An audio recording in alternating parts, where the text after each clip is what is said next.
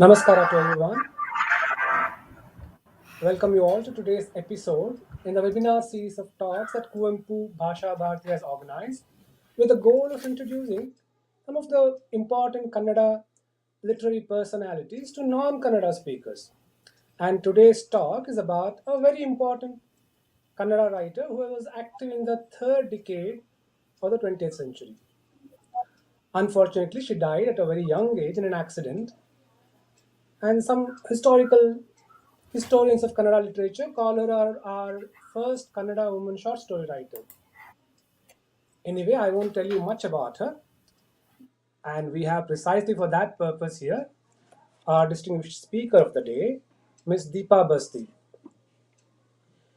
Interestingly, she also hails from the same place that Kodagina Gauram has come from, which is Kodagu, and she has recently, I heard, has translated her stories into English, which is going to be published soon. I hope Deepa will tell us about her publication also. And if I can add just a few words more, I heard she has given up her job to just dedicate all her time to reading, writing, and some research, I guess. So I hope she will have some time somewhere in the talk to add a few lines about herself. So, Miss Deepa Basti, I welcome you to the talk, and the stage is yours. Thank you. Hi, everyone. Thank you so much for joining this webinar on Kodagina Gaurama today. First off, I want to thank Dr. Girish Bhatt Jakala and everyone at Kuvempu Bhasha Bharati Pradhikara for inviting me to do this talk. Thank you also for the introduction. He's right. I mean, I'm also from Kodagu. I was born and raised here, and I'm now back to living here. I wish I could say he's right when he said I've quit my job. I mean, I freelance and I translate, and I'm still working. Not gotten to a position where I can just read and write. So just I'm just going to dive right into the seminar into this talk. Now, we all know Kannada as a language and its literature has a very long and illustrious history going back thousand something years. Now, I'm sure most of us who read at least a little or are familiar with Kannada literature, especially those of us who read a lot in of literature in translation, will be familiar with names of writers like U.R. Ananthamurthy or Girish Karnad and Vasudendra, and going back to an older generation, names like Kuvempu, Dara Bendre, Masti Venkatesh Iyengar, Shivram Karanth, Devanur Mahadeva, and others of that generation. I think a lot of us would probably start to falter when we if we were asked to name Kannada women writers, and the task would probably get harder when we have to list translations of women's writers into, say, English. Of course, I don't intend to suggest that there have been no significant translations of women writers or by women translators from Kannada to English. There are obviously plenty of amazing books. It's just that perhaps the attention that is given to these books by both readers and publishers is less than that of a book by, say, one of an author like Ananthamurthy or Girish Karnad, etc. This, of course, is not a cultural problem that is unique to Karnataka or to Kannada literature itself. So the erasure, or rather, may not be erasure, but rather the lesser value that is assigned to works by women writers is commonplace to all the languages all over the world. Um, so there are obviously in Kannada, I mean, I don't have to say this, there are plenty of amazing works, marvelous non-fictions, and stories by women writers in Kannada. But for several reasons, this is my opinion, that they've been shortchanged for when it comes to enjoying the same fame or power and prestige and name that their male counterparts uh, excuse me, the male contemporaries and counterparts face. So like this, Anonymous was most likely a woman. Virginia Woolf had said this almost 100 years ago now. And secondly, even when the women writers are written about, critiqued, or included in literary history, be it in Kannada or be it in English writing in India, the works that they write tend to be dismissed a little as kitchen literature, or as chick lit, or dining table literature as such. It's almost as if a writer looking into issues of society, of the human condition and family through the eyes of another woman, is somehow not being somehow not worthy of being taken seriously enough, unless these stories of interiority comes from a male writer. So this is the typical, the literature of the front yard and the backyard that U.R. Ananthamurthy used to say, to explain the dynamics of nature. So it is within the framework of these thoughts that I'd like to talk about Kodagina Gaurama. And if I may, I'm going to start off with a bit of a personal on a personal note here. So like I mentioned earlier, I was born and raised in Kodagu uh, before going elsewhere, and I was back. So, and I used to pride myself thinking at least I'm familiar with the literary sort of landscape in this district. But so it was kind of almost embarrassing for me, because when I read an article in one of the English newspapers in 2012, which was Kodagina Gaurama's birth centenary year. And it was only then that I realized just how extensive, how valuable her contributions were to the fields of literature, to the national, to the freedom struggle, to politics even. So from that time onwards, I have wanted to translate her stories. So Gaurama has on and off, she's lived in my head for a good part of a whole decade now.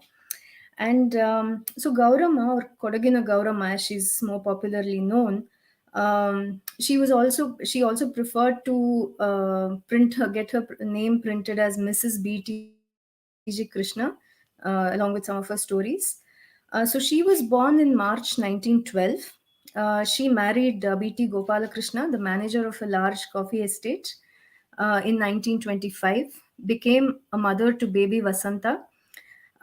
So this baby was the nickname she called her only son by, and that was a name that stuck to him for the rest of his life. So even in town, he was always known as Baby Vasanta. So 1931, the year that her son was born, was also the year Gaurama started writing. And she died in a swimming accident in the summer of 1939, a month after her 28th birthday. Now, I want us to sort of keep these dates in mind while constructing an image of the world and times that she lived in, and also while kind of thinking and reading about her stories. Now, Gaurama was one of the three major writers in Kannada in the early 20th century. Her career was only about 8 years and 21 stories long. And in those brief years, apart from being the writer, being a whole lot of other things, and inhabiting demanding familial roles like that of the wife, of the mother, of the auntie, of the sister, and so on, she was also a nationalist. She was a freedom fighter. She was a budding politician. She was a tennis enthusiast. She was an ace swimmer, a voracious reader, and she used to correspond with a lot of her contemporary writers, and she was a polyglot. She was known to be a fairly good singer and participated in, or she appreciated yakshagana and talamaddale, and so she was a lot of persons in one. But it going back to her stories, it feels like her writing career was likely becoming her main focus, starting from 1931. um, because towards the end of the 1930s, she was regularly corresponding with several of her contemporaries, like I mentioned, and she was seeking advice and feedback from giants of Kannada literature like Shivram Karant and Dara Bendre, and others who frequently visited Gundukutti estate, which was where she lived and which was where her husband worked as the manager. And she was also attending literary conferences all over Karnataka, most of the times alone. And she had only just started to kind of find her voice and her place within the Kannada literary landscape. Now, when looking at Kodagina Gaurama's literary life, it is kind of tempting to, for those of us probably who also read English literature from Europe or England or the US or wherever. It is tempting to kind of draw parallels with the short lives and productive careers of the Bronte sisters from England. But again, on the second thought, it is kind of doing Gaurama's works a disservice, because there are a lot of parallels between their lives. They both, all of them, the Bronte sisters and Gaurama, died very young. They had very short careers. Their works were sometimes published posthumously, that sort of a thing. Now, Gaurama is likely to have read a lot of 19th century English literature, including the Brontes, because these were in back in the 1920s and 30s, back in British India. These were the literature that was very easily available, and so probably she must have read her contemporaries, Virginia Woolf or uh, Bronte sisters, etc. So now, though steeped in the local context of 20th century life in a remote corner of the country, Gaurama's writing show an awareness of and an appreciation for literature from elsewhere in the world. Um, so this a similar outwardly view is kind of limited if we were to compare between her works and the Bronte sisters. So a similar outwardly view is limited from in the local placemaking and decidedly Victorian values and Victorian concerns of the Brontes. Whereas on the other hand, Gaurama's comfort with Western ideas and the English language is unmissable in her stories. So it's very evident that she read a lot of English books, and she was comfortable with speaking English as in her day to day life, and writing letters in English, etc. So it's very, given all this, it's very tempting to speculate what her writing career would have looked like in later decades had she lived past past 28 years when she passed away. Especially because she was getting more and more into the freedom movement. She was sort of getting. She was thinking a lot about feminism, about nationalism, and given her ability to engage with the outside world, it's very tempting to imagine what her stories and novels would have looked like later on. Now, Hardur, a remote outpost in a village called Shuntikopa, which was where she moved after getting married, was a very far cry from the cosmopolitan Madikeri, where she was born and raised in a well-to-do upper caste family. Having lost her mother at a very young age, she was raised by a very indulgent father, and her husband was just as progressive, which is pretty evident, because if he was not, a woman in the 1920s and the 1930s would not have found it easy to pursue the varied interests that she did. So Gaurama was highly influenced by Mohandas Gandhi after having met him when he visited Kodagu in 1933-34. So this Gaurama meeting Mohandas Gandhi is a story which is one of the few anecdotes about her life which is mentioned every time there's an article about her. So apparently, when Gandhiji was doing his rounds around Kodagu, he also visited the Gundukuti estate main house, which was where Garama and her husband lived and worked. So she insisted that Gandhiji come to her house as well, and she went on a fast to make sure that he came. And there is a story about how he apparently gave her an orange, and that is how she broke the fast. And later she donated all her gold jewelry to the nationalist cause. So this encounter with Gandhiji, maybe it was just this encounter, or these nationalist ideas were kind of building up in her previously as well.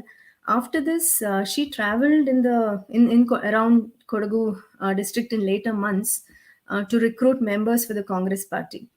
And just as an aside, it's sort of very interesting to note that she believed in the policy of one national language for one country.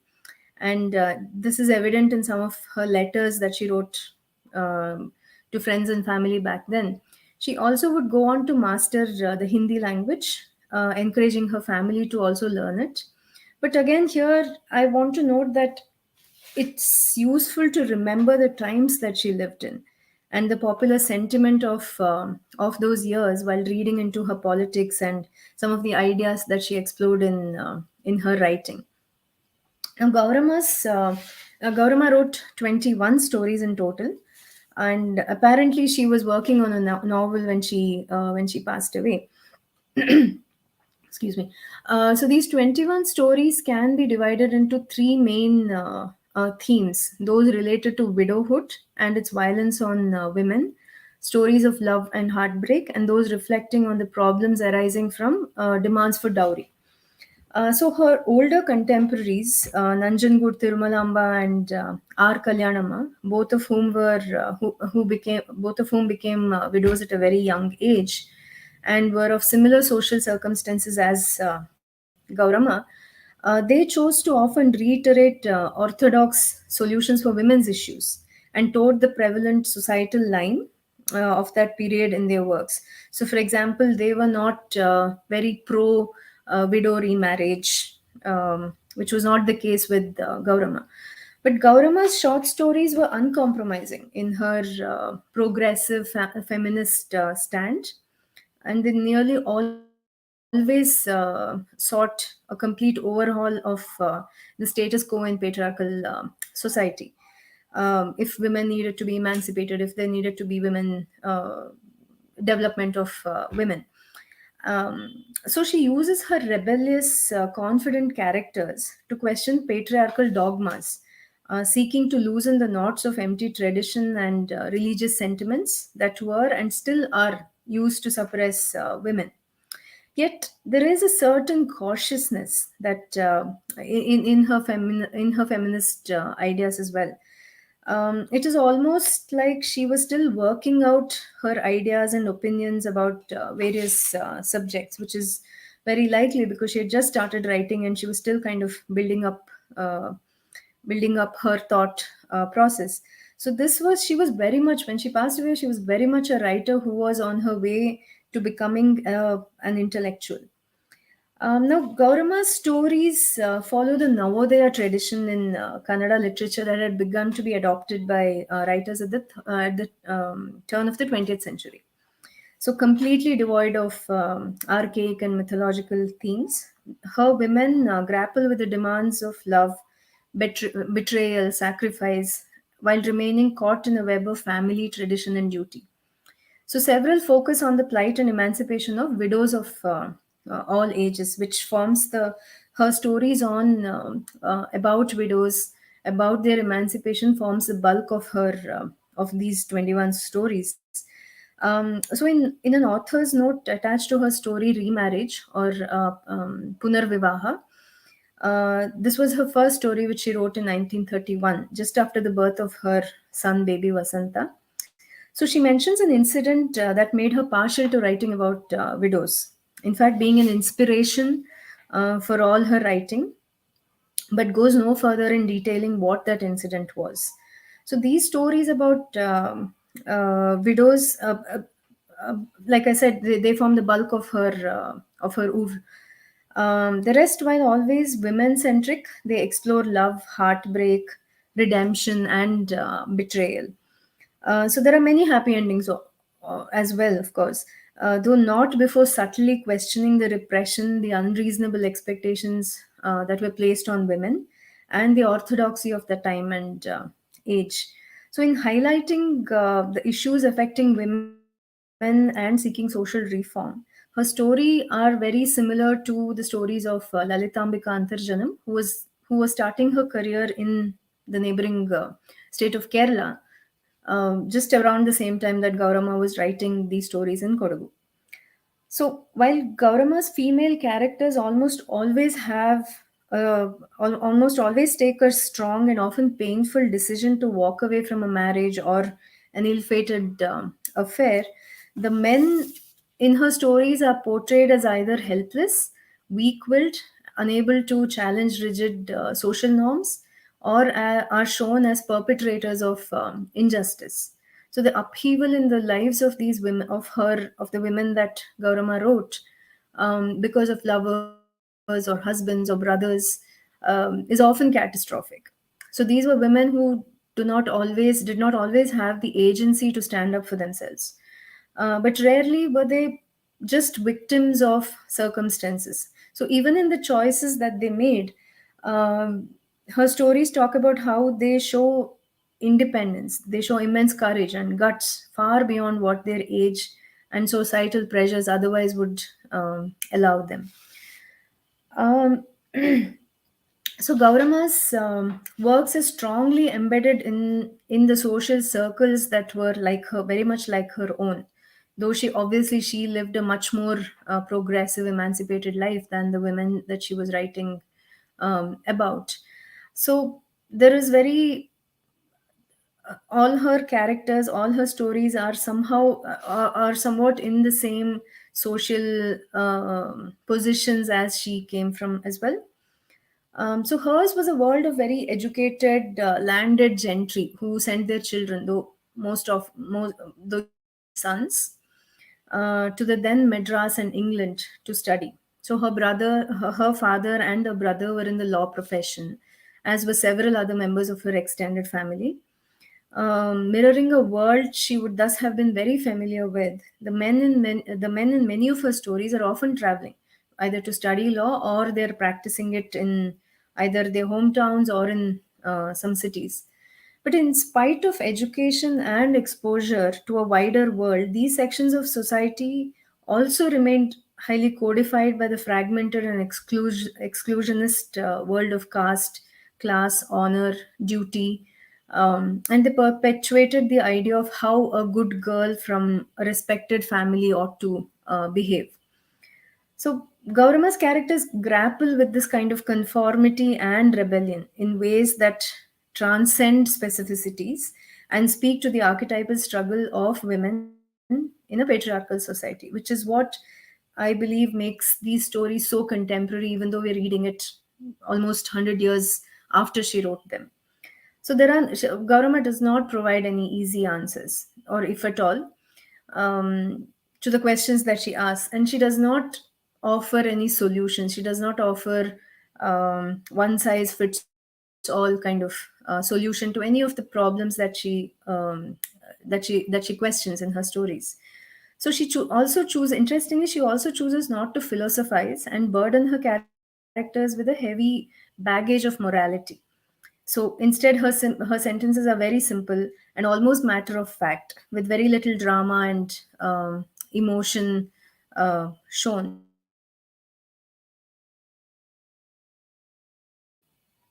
Her style was modern at least 2 decades before the Navya movement became popular in Kannada literature. So, you are Anantmurthy, whose novel Samskara is perhaps the most famous example of that period. He would also go on to employ similar thematic concerns and to question caste and rigid orthodoxy a few decades later. So, Gaurama's stories in contemporary Kannada literature are some of the earliest feminist writings that you would see.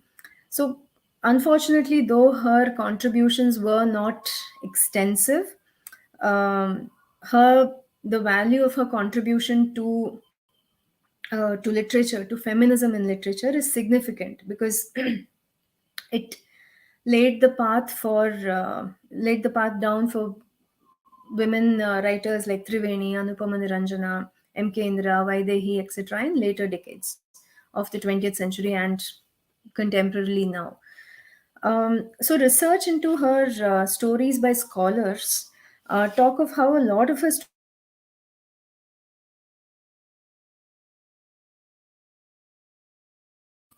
Uh, I think I got cut off there. Sorry. So, research into her stories by scholars talk of how a lot of her characters were based on real life incidents, stories of family and friends, of distant relatives, of workers in the coffee plantations, and so on. So, while some of her stories were published in general interest publications like Jai Karnataka, Rashtrabandhu, Prajamata, and were included in an anthology of short stories by women writers, Gaurama herself published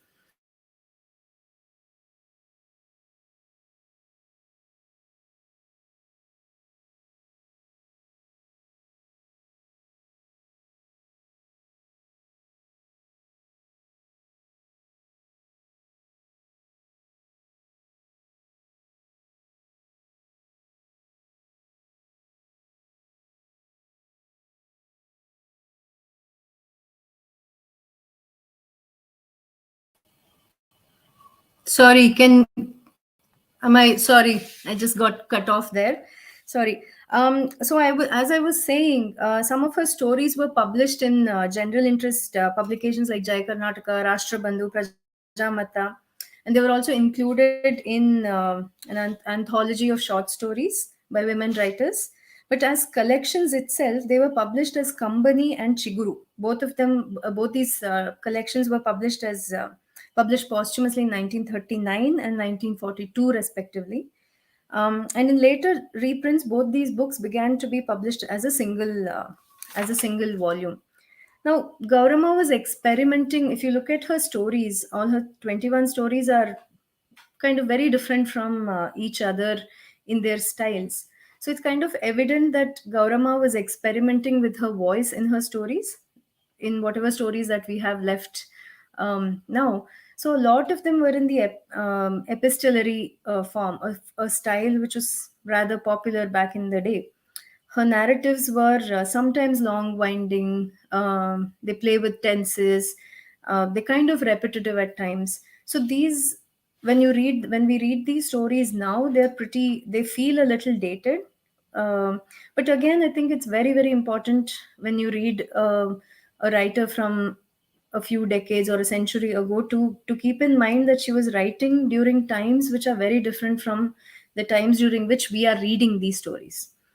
So it is evident that she's, even though she stuck to her themes of women's emancipation, widow remarriage, women's issues, etc., she was clearly playing around with styles. So she was as a writer, with she was very far from being at the height of her writing prowess when she passed away in this swimming accident. So, however, her maturity in questioning age old practices and recognizing the quiet strength and resilience of women, even in the worst of circumstances, is very noteworthy. So, some of her ideas about a lot about the conditions of women need to be read. Also, again, I reiterate, in the context of the times that she wrote in. But her thematic concerns, whether it is patriarchy, questioning caste rigidity, women's emancipation, these remain just as relevant and just as urgent as they must have been 100 years ago when Gaurama was writing these stories. And I think it is this particular uh, so they are classics. These are the qualities that make her stories uh, absolutely contemporary, as if they were just written maybe a year or two ago. So it is ineffective to hold Gaurama's stories to today's standard. I think that is something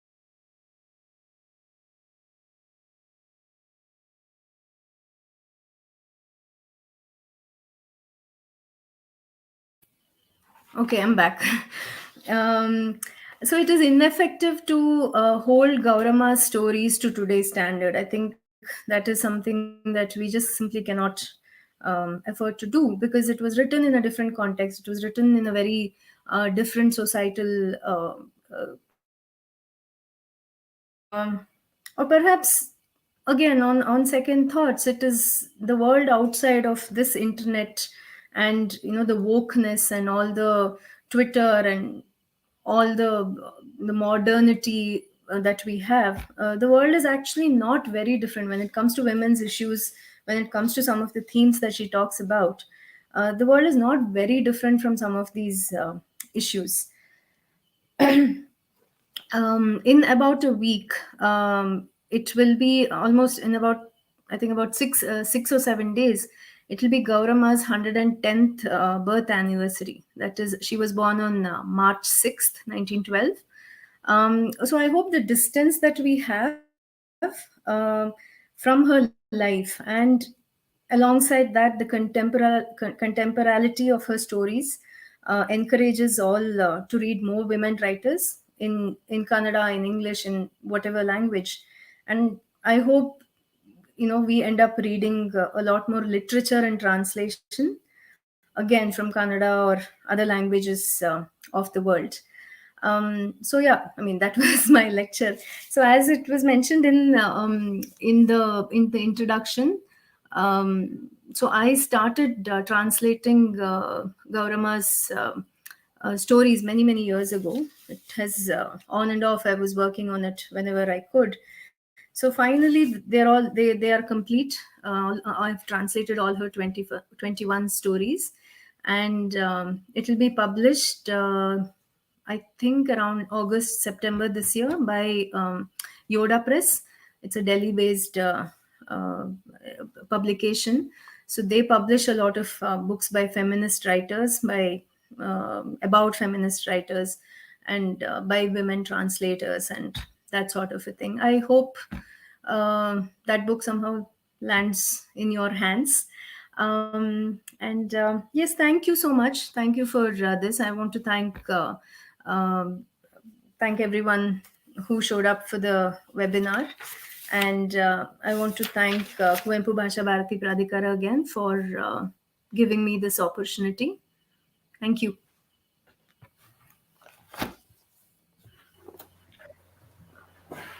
Thank you, Deepa.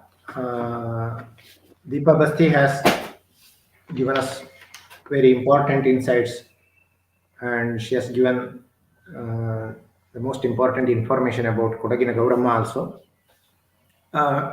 Many would have had a question in their mind, why Kodagina Gaurama, who has a very short span of time as a writer, or had a very short career as a writer in comparison with the other many writers, or even women writers like Anupama Niranjana, M.K. Indira, or even Triveni. Kodagina Gaurama has written a few of some 20 odd stories only. But we should remember that Kodagina Gaurama is one of the first Gandhian woman writer, I think, in Kannada. Her feminist views are also to be noted, very significant views she has. Maybe the Kannada Navodaya literature, right from 1900 or from the very first Kannada novel, Indira Bai or Sadharma Vijayo, has this sensibility of social reform the problems of women, problems of widows, and the issues of caste, untouchability, etc., were touched by many writers in those days. Now, of course, they had their own way of dealing with social problems, not unlike the Dalit literary movement of late 20th century or the last some 2-3 decades of 20th century. Anyway, Navodaya had its own way of dealing with those social problems. Uh, Coming to Kodagina Gaurama, she was, of course, definitely a modern woman, a modern lady in her life, her approach to life, uh, her approach to politics, or she was modern in the way she communicated with or had the exchange of ideas with her contemporary writers, great writers like Shivaram Karanta or others. Uh, Therefore, of course, Kuvempu Bhasha Bharati Pradhikara thought this writer of this Kodagu was a separate state in those days. Of course, Kodagu had connection with the Dakshina Kannada as well as Mysore and other districts of Karnataka, but we call it Kodagu Rajya. In those days, it was being called Kodagu Rajya. So we thought that we would have one writer, lady, especially lady writer from Kodagu, to be represented in the webinar series. Unfortunately, we could get a very good resource person for that, Deepa Bhasti, who has recently translated Kodagina Gaurama's stories into English. And I think I heard that the collection is being published by a good English publisher, well-known English publisher. So we hope we would get that copy soon. Anyway, I thank Deepa Bhasti for giving us a very nice lecture on Kodagina Gaurama. I also thank our registrar and other members of the Pradhikara. Special thanks to Dr. Duncan Jalki, who has given a nice introduction. I also thank all the viewers, and I request all the viewers to share the links of the future lectures with your friends and other contacts and other groups. I also welcome you to tomorrow's talk. We will have tomorrow on 28th, we have a talk on Dr. Kota Shivarama Karanta. The talk will be by Professor Yogesh D.H., an English professor from Karkala, will give the talk. So I welcome all of you to tomorrow's talk. Please join us at 7 p.m. tomorrow. Thank you once again. Thank you one and all.